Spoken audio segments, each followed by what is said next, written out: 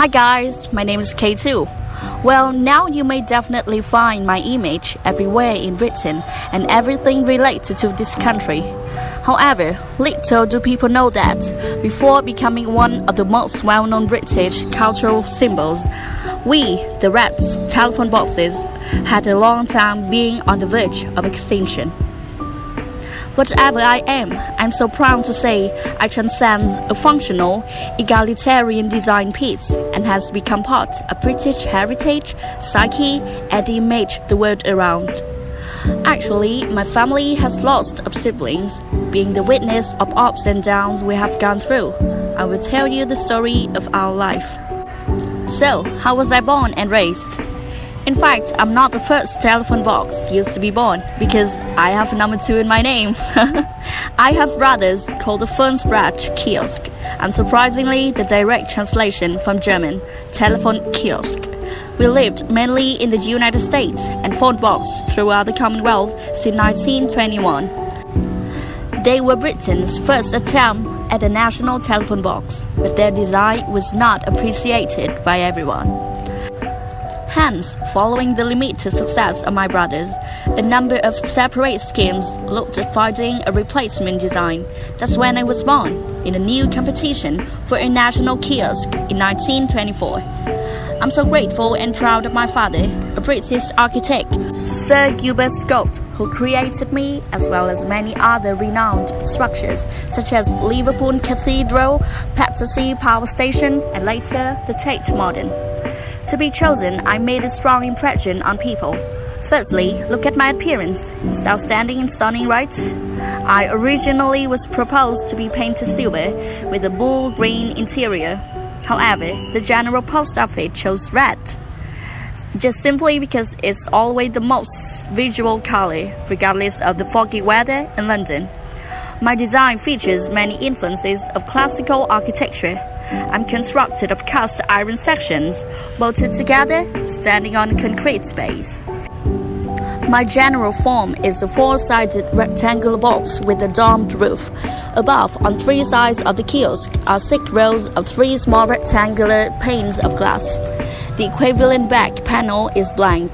Phone booths like us often have lighting, a privacy door frame, and windows to let others know when the booth is in use. I also prepared a lighting system inside, a directory with printed local phone numbers, and sometimes furnished it with paper and pen or even a chair. I was introduced the first time in central London in 1926, and over the next 9 years, only 1.7 thousand of my siblings were installed due to the high cost of producing and transporting. My father was requested for a kiosk with my strength, but a more cost-effective design that could be installed nationwide. My new versions, the K3, K6, and K8, were respectively introduced.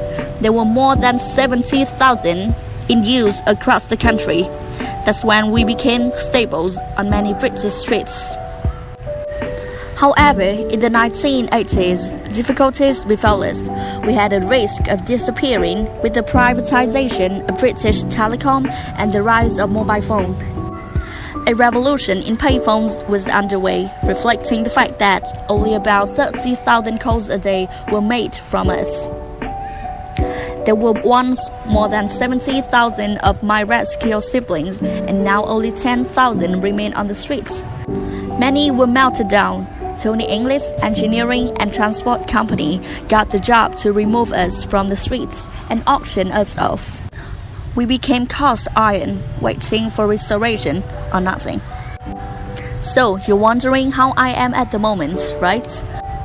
My life at the time seemed to be devoid of miracles of hope. Fortunately, I was helped and given the second chance at life. My resurrection was somewhat complicated. Let me tell you more details. When I was on the verge of disappearing, Tony English, the owner of a shipping firm, decided to use his own cash to purchase hundreds of my friends with the intention of fixing us up and reselling us. Although this received numerous accusations for being an enormous waste of money, Tony saw it as the only way to preserve the remnants of us, the once proud Britain. Tony added that the urge to protect this vintage iron crates served as his motivation. Additionally, he thought that recycling something like this would be a tremendous lucrative industry. Nothing could replace the boyhood memories that we represented for him. Tony quickly showed that he was correct in his thinking as more orders started coming in. He hired a lot of laborers to help us. Eventually, he and numerous others enhanced and refined us to make us a lucrative commodity. One could argue that Tony has brought forth a new age for us. We are still a necessary piece of country decor today, but instead of housing a phone, we now house a variety of unusual businesses, including a flower store, a fast food restaurant, a repair shop for cell phones, or even a little disco for one person. We also served as first aid stations in rural locations where it would take a while for ambulances to reach. Moreover, we are being repurposed into visitor mini libraries on several city corners. Little phone boxes like us offer economic prospects to many other people as well. In 2016, Love Phone, a business that specializes in fixing out its cell phones rather than tossing us out, established a small workshop inside us in London. We're not only attractive, but we also generate considerably income. According to Robert Cole, a co-founder of Love Phone, they might earn $30.5 thousand per month while only costing $400 in rent. Due to Mr. Tony's noble deed and the UK's revival of K2 booths, young people like us need to pay greater attention to national emblems and heritage.